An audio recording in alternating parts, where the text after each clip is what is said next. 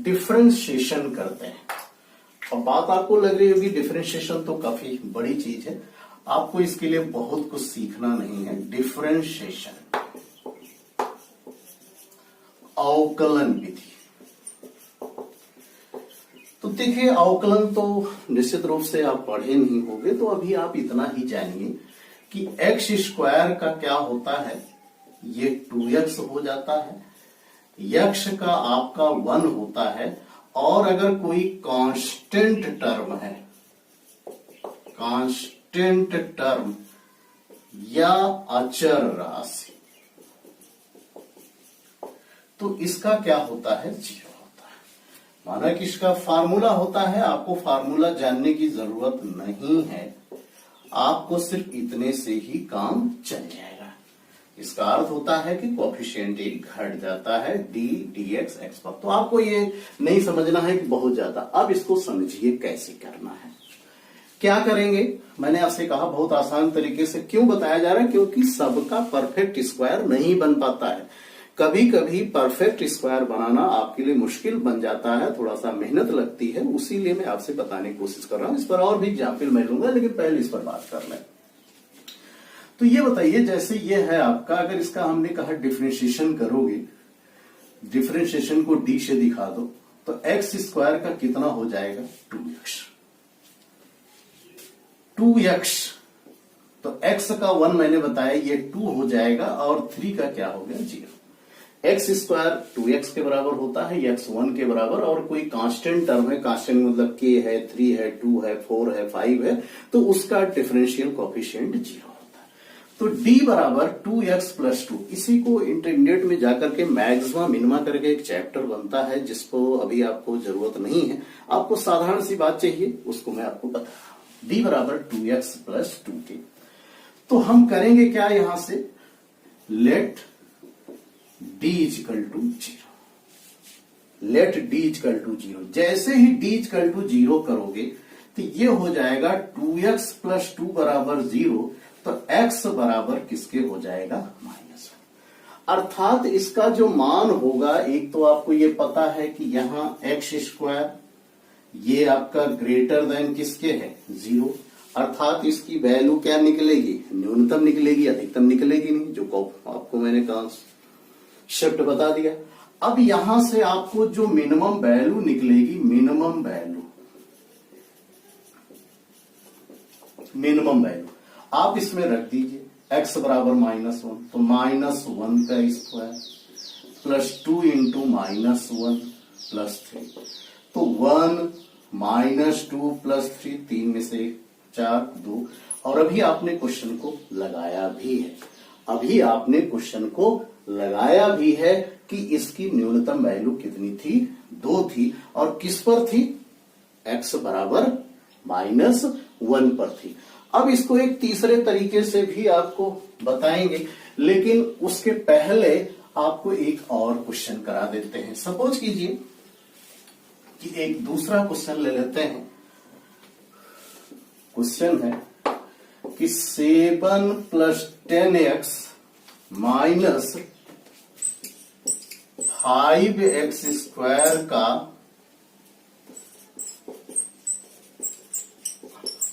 अधिकतम मान होगा। अब ऑप्शन ना बना करके हम ऐसे ही बता रहे हैं। तो अगर हम इसको डिफरेंशिएशन मेथड की बात करें,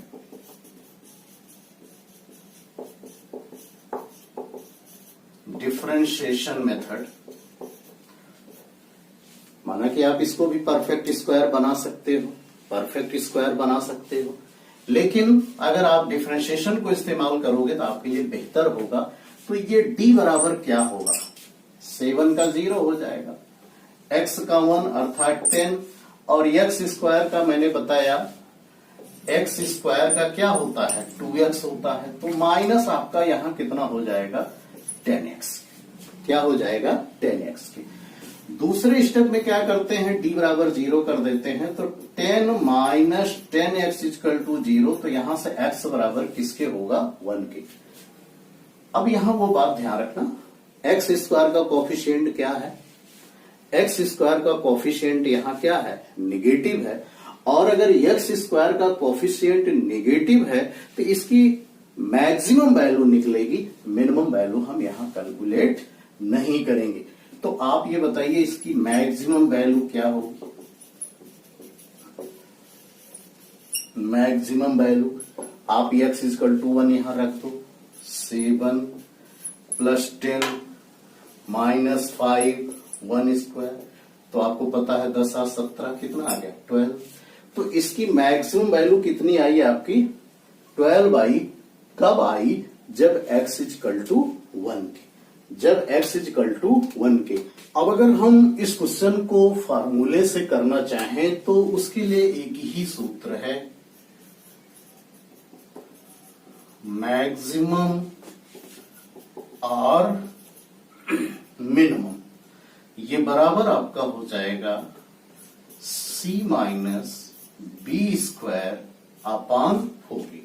बट इसमें एक प्रॉब्लम हमेशा रहेगी कि कितने पर अधिकतम है, x का वह मान बताइए कब अधिकतम होगा, x का वह मान बताइए कब न्यूनतम होगा।